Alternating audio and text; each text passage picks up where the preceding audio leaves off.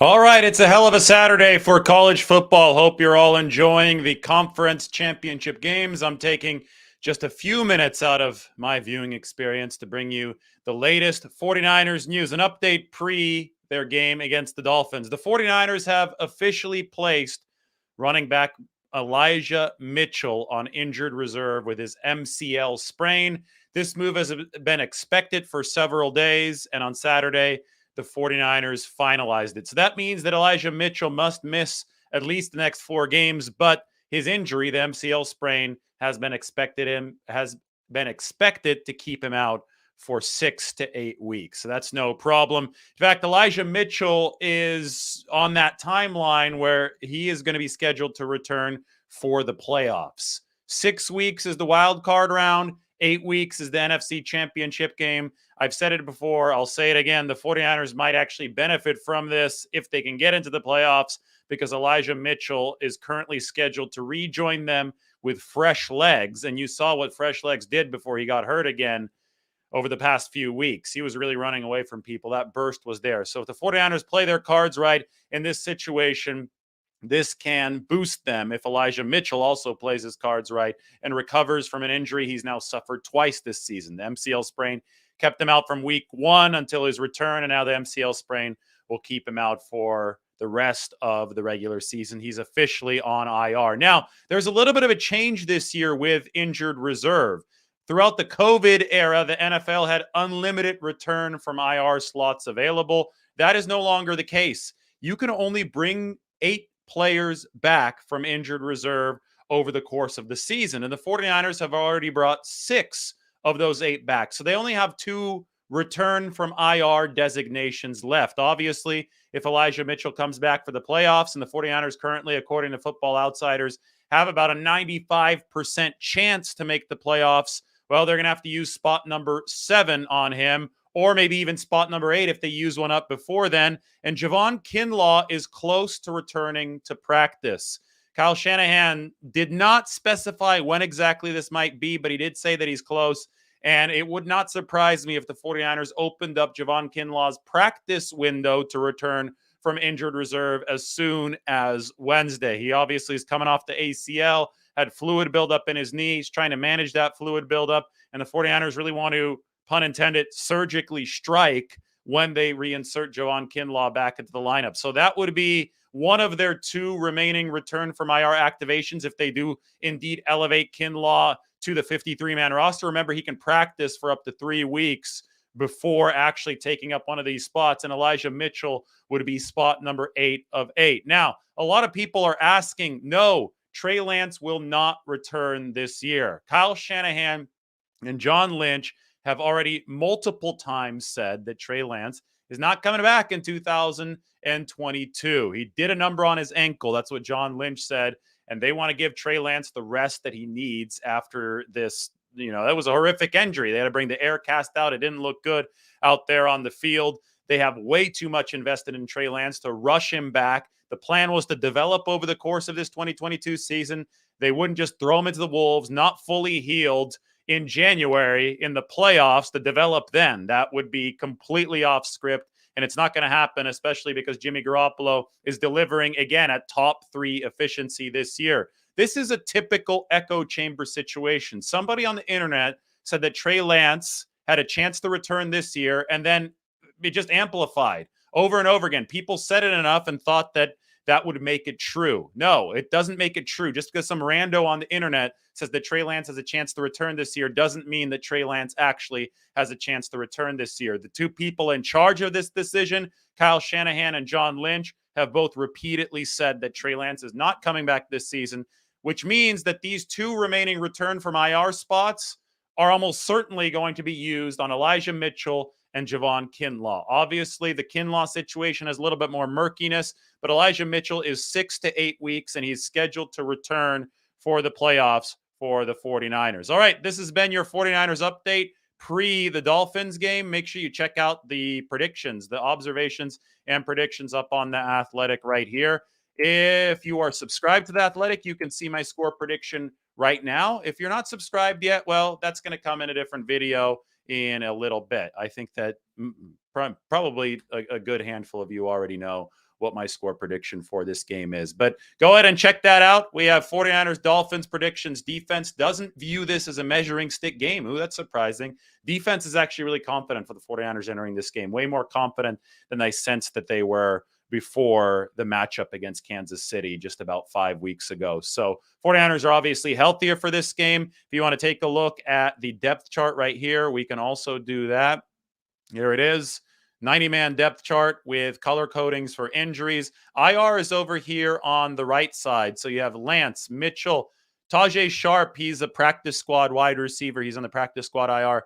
Javon Kinlaw, Kalia Davis is on the NFI list, not on IR. We don't expect to see him this year. And obviously, Jason Verrett and Emmanuel Mosley. Good news for the 49ers. I've taken Eric Armstead off of the pink shading here. He's good to go, full go for the game on Sunday. That is in less than 24 hours. That's a big, big return for the 49ers.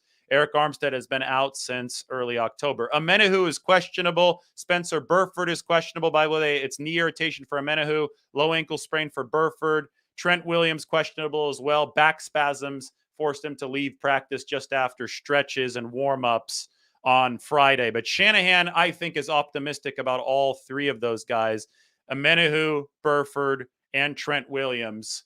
Remember, there is no such thing as a probable designation anymore. So questionable is the best that it's going to be if a guy has something bothering him. I think all three of them will play. Deebo Samuel is a bigger question for the 49ers. He has that deep thigh bruise, quadriceps injury that happened against the Saints last week. He didn't progress as much as the 49ers had wanted him to this week. Didn't do all too much at practice on Friday, although Deebo was out there. So we'll see what happens with him tomorrow. But that's obviously something to monitor. All right, there's your 49ers update. Hopefully everybody's having a fun Saturday watching all of these college football games. Fresno State, Boise State going on right now. So obviously is the SEC championship, Georgia and LSU. Kansas State played a great game a little bit earlier to beat TCU. And Jim Harbaugh is coaching a little bit later. He's going to be a heavy favorite against Purdue for that Big Ten championship. So that might interest some 49ers fans, get to see Jim Harbaugh. Speaking of that Kansas City game that the 49ers played 5 weeks ago, it's already been 5 weeks since Jim Harbaugh was back at Levi Stadium. Got to catch up with him, and that was really cool because for me, that goes all the way back to the Stanford days, right, with Jim Harbaugh coaching there. Makes me wonder who the next Stanford coach is going to be. Somebody's asking me if I'm on the Jake Haener bandwagon. I think he's a great player. Ryan Rodriguez asked me that. That's the Fresno State quarterback. I think he's a gamer. I think he's fun to watch. He plays through a lot. Gamer is the word to describe Jake Haener. And yes, Harbaugh is a great coach, says Marvin Rose. I agree with that as well. So anyway, you guys, if we get over 300 viewers here, I'll keep on streaming. But I thought there would be nobody watching today, but I guess it's raining, so nobody has anything to do. It's raining in California, by the way. Weather report. Maybe I should go over that for tomorrow. Let's do Santa Clara hourly weather. Because it is raining here in the Bay Area. It is cloudy. It doesn't look like the sun is going to peek through at all today. And if we look at the hourly weather forecast for Santa Clara, we will see what they're expecting for tomorrow. Today, rain expected all the way through the evening. Will lighten up later at night, but chance of rain all the way through the morning tomorrow. And Santa Clara, it's going to clear up according to this. At least has a strong chance of clearing up right around game time, 1:25 p.m. kickoff.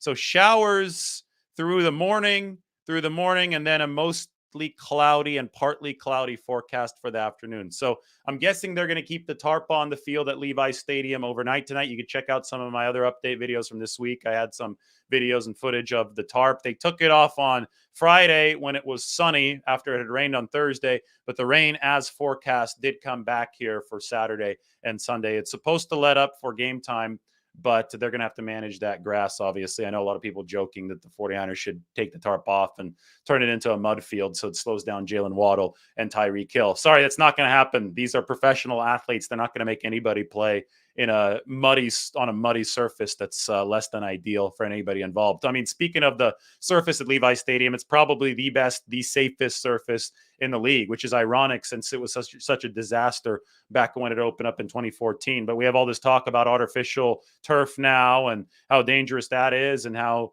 even surfaces that are grass can be embarrassing around the NFL. I remember Washington's back in 2019 when it rained in that mud game, or Chicago's this year when there was a lake on Soldier Field. Well, the 49ers have their surface figured out. It is the nicest turf in the NFL that I've seen, at least, and I've been around most of the league at this point. So that is going to be protected ahead of the game tomorrow. Question, what is going on with Deebo and Trent Williams? Just mentioned that. Deep thigh bruise for Deebo Samuel, questionable. Back spasms for Trent Williams, questionable. Kyle Shanahan sounds way more optimistic about Trent Williams than he does about Deebo Samuel. Last time the 49ers missed Deebo Samuel was against the Rams a month ago, and they did get the win against the Rams in that game. That was the Christian McCaffrey game, the trifecta, right? The passing touchdown, the rushing touchdown, and the receiving touchdown for Deebo Samuel. Maurice Hurst is done for the season. There's a question about Maurice Hurst. He's done for the season. He tore his biceps and was put on injured reserve before the 53-man roster cut down, so he's ineligible to come back this year. All right, man. So I promised I'd stay on if we got over 300, and you guys obliged. We're at 369 now and counting. So I'll stay on if we get over 400. I'll keep on moving the goalposts here. This is fun. By the way, those of you just joining, the update today, Elijah Mitchell to injured reserve as expected. The 49ers, in context here, have used up 6 of their 8 return from IR spots, and Elijah Mitchell is scheduled to return for the playoffs, presumably with fresh legs that can give the 49ers a boost. They have to use one of those 2 remaining spots on Elijah Mitchell in the future, and Javon Kinlaw is also close to returning to practice. They don't have to use the spot on Kinlaw until he actually returns to the roster, not just practice. There's a 3-week window in between those 2 things, but you can do the math. That means that 8 of 8 spots are projected to be taken up when you include Elijah Mitchell and Javon Kinlaw, and Trey Lance will not return this year. That's what Kyle Shanahan and John Lynch have been saying all along. So that's your 49ers update for today. A couple more questions, and then we will get going. Where's Maurice? You just asked again. Where's Maurice Hurst and Jordan Matthews? Both of those guys are done for the year. Both of those guys got hurt. Torn biceps for Hurst, torn ACL for Jordan Matthews. That was during training camp. If you put somebody on injured reserve before they make the 53-man roster, they cannot come back in that season. So both Hurst and Matthews are done for this season. Score predictions coming up in another video. Jordan Mason, yes, he's going to be playing tomorrow, and he looks like Marshawn Lynch. Wearing number 24, he's got a few more pounds on him than Marshawn Lynch, too. So that's going to be fun for the 49ers. 3rd and Jawan time tomorrow. That'd be cool. I mean, it's one of those things where Jawan Jennings is a clutch player. I think, Jimmy Garoppolo trusts Jawan Jennings. Kyle Shanahan trusts him. They started trusting Kendrick Bourne really toward the end of his time with the 49ers, but Jawan Jennings is even bigger, stronger, more built. I mean, he's an SEC guy that many people were projecting to go in the higher rounds until that drop-off in that final season at Tennessee.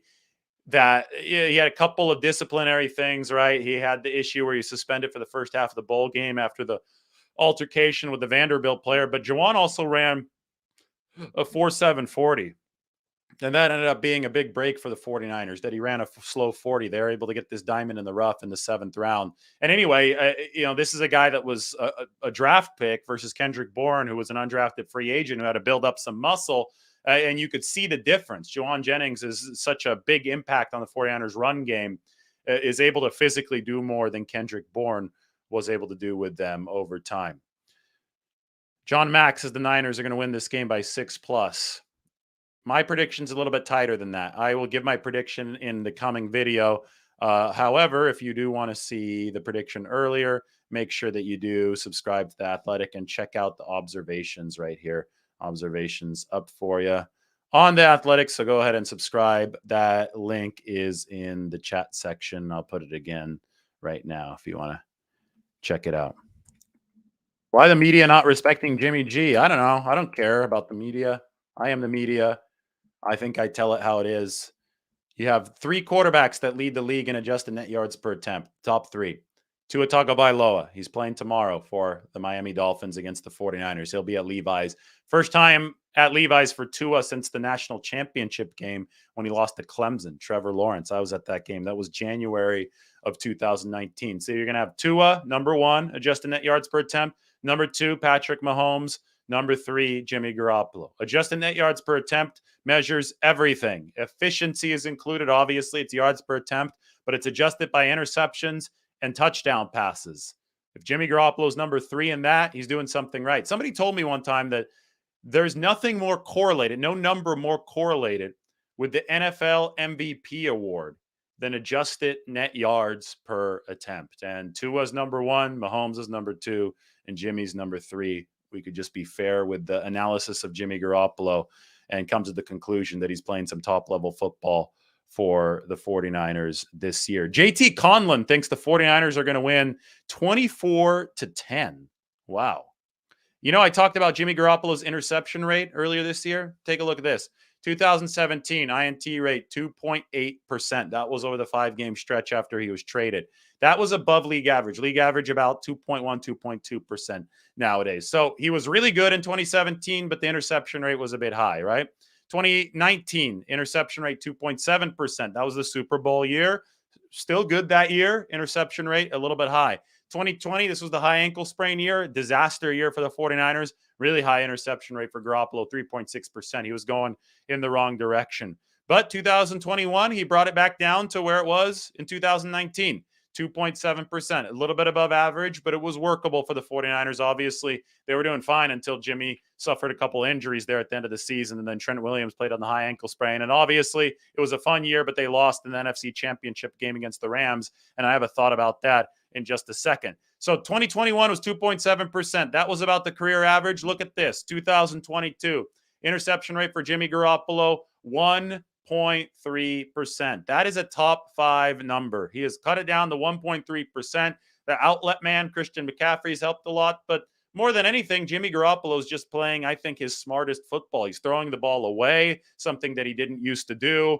He is he's scrambling when he needs to, right? I mean, he's picked up some yards on the ground as well, and he's also scrambled to get away from sacks. He's not getting sacked a lot, and adjusted net yards per attempt are going to count sacks into the equation as well, because sack yardage is factored in, and it's high for Jimmy Garoppolo because he's not taking a lot of sacks. The pass protection outside of last week, where the Saints registered a 41% pressure rate, which is too high, the pass protection has been better for the 49ers than the past. And Jimmy Garoppolo, I think, has felt the rush a lot better than he ever has in his career. So long gone now are the complaints that he's not moving well enough after the ACL tear. That might have been a thing for a little while, but I thought that Jimmy Garoppolo never really relied on his speed and his athleticism. I thought his movement ability was back. I thought that maybe he had been a little bit stilted by the structure of Kyle Shanahan's offense, but they found a balance this year to where he's freewheeling enough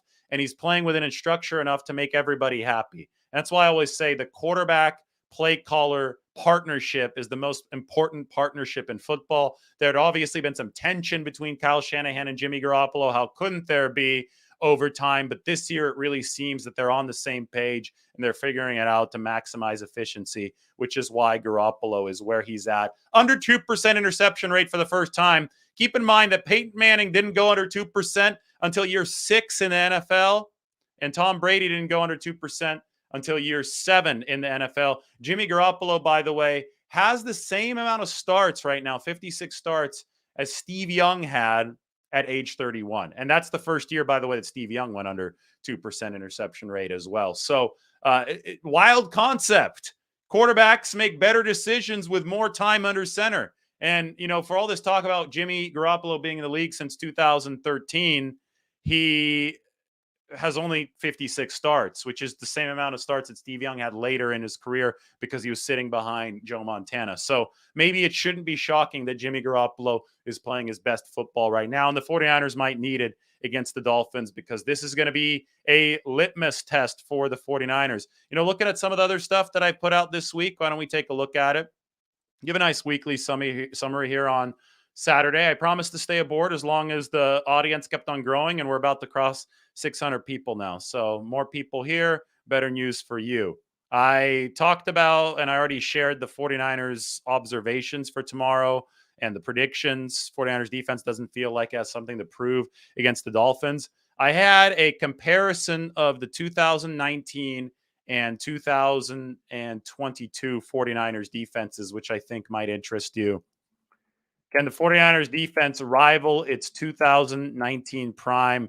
The test against the Dolphins could provide the answer. Go ahead and check this out. The 2019 pass rush was better than the 2022 pass rush. That's where the 49ers have to make up the most ground, is pass rush wise. But that's why this right here, that's why the Eric Armstead effect is potentially going to be huge for this football team, because Armstead is a game changer. He's a difference maker in how much space he takes up on the interior, how tall he is. He can choke off passing lanes and passing vision for the quarterback. And he allows Nick Bosa, Amenahu, Ebukam, whoever, you name it, even Drake Jackson, he allows those edge rushers a little bit more room to work. And that could potentially take the 49ers pass rush to the next level, which means their takeaway output might get better. And with all those things, the defensive efficiency can get better. As of right now, the 2022 defense is adding about 4 to 5 expected points per game, which is a good figure. They're in the top 5. They rank number 4 in football. But the 2019 defense in its prime, the 49ers 2019 defense, weeks 1 through 12 before Dee Ford and all those injuries happened late in the season, that defense added over 14 expected points per game. So just think of it as a defense that was 10 points better per game than this 2022 defense. So as good as this unit has been for the 49ers, they're still not holding a candle to where they were in their peak with the gold rush, with Dee Ford roaring around the edge. And, to me, that's why this game against Miami is so exciting, because this is a chance for the 49ers to return Eric Armstead and then face the litmus test and show that, maybe this defense can approach what that 2019 unit did for the team. Going to be really, really fun stuff, 49ers and Dolphins. So check out that article about the 49ers defense and their litmus test. All right, let's click back here. Let's go back to my author page on The Athletic. And the way that the 49ers delivered at the goal line against the Saints last week was really cool, because it showed they've got some defensive soul, right? It showed that it showed that this is a football team that can step up and deliver when need be. They don't have the rip-roaring efficiency yet of 2019 in that pass rush, but these guys have some ferocity when it really matters. So to me, that's what I'm looking for, right? I'm looking for the pass rush to improve and combine it with the ferocity that they showed at the goal line. And that could be a good combination against a Miami Dolphins team that is really high-powered offensively. And that's what we talked about in this preview right here.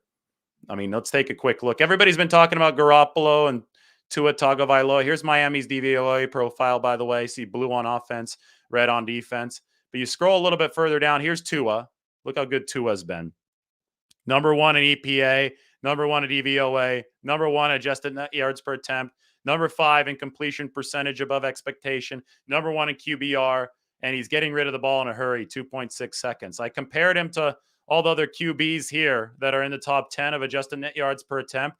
It goes Tua, Mahomes, Garoppolo. Garoppolo's in the top 3 in adjusted net yards per attempt, EPA per play, DVOA, and rating. He's a little bit lower, but that's a less sophisticated metric. And all of the sophisticated metrics, and I'll make this a little bit bigger for you, the most sophisticated metrics have Jimmy Garoppolo as a top 3 quarterback and Tua Tagovailoa as the top quarterback in football, efficiency-wise this year. So you get efficiency-wise at the QB position, you're going to get number 1 against number 3 tomorrow. Tua against Jimmy Garoppolo. And then the reason why I think the 49ers are going to win, and I'll give you my score prediction later, is because they have a better defense than Miami. This is a two-way team that the 49ers are playing with. Miami, though, has a below-average defense. And the one stat that really stood out to me about Miami is this right here. Look at this. Miami, the 49ers short pass game, passes of 15 or fewer yards. They rank number 1 defense adjusted value over average. People probably expected them to be really good there. That's Jimmy Garoppolo's strength in this offense, is nailing that quick game, get some yards after the catch, set the table, play some good point guard. Well, look at Miami's pass defense against those, number 29. So the 49ers' strong suit offensively is Miami's weakest suit defensively. Number 1 against number 29. 49ers have that big edge. So look out. I think the 49ers offense, everybody's talking about the defense of the 49ers against the Dolphins offense. It's going to be a titanic matchup, but the determinant in this game, the gap that is allowing the 49ers to be favored entering this game is the fact that their offense has been better than the Dolphins defense. Look at this. This was supposed to be a 5-minute little report on Elijah Mitchell, Trey Lance, and Javon Kinlaw. And if you're just joining, you could rewind and you could get to that report when we're done. This has turned into a 25-minute show. 640 people watching. I love it.